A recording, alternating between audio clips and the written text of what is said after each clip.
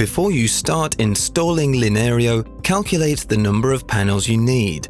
The simple calculator available at VOX PL will help.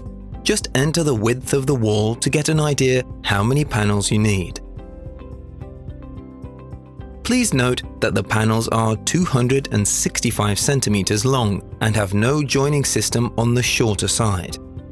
When calculating on your own, you should consider the net dimension, which is 11.5 centimeters. If you decide to install with finishing trims, you will need to add their width to the width of the wall and include them in the calculation. Installation is a clean and easy process using commonly available assembly tools.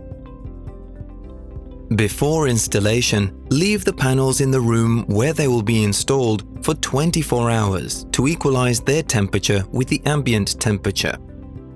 After unpacking, it is important to check each panel for quality and read the installation instructions.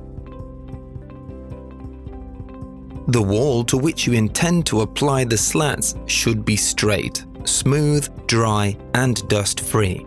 Clean the wall and check its level before installation.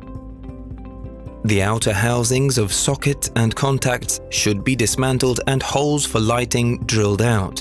Linerio panels can be installed vertically, horizontally, or diagonally.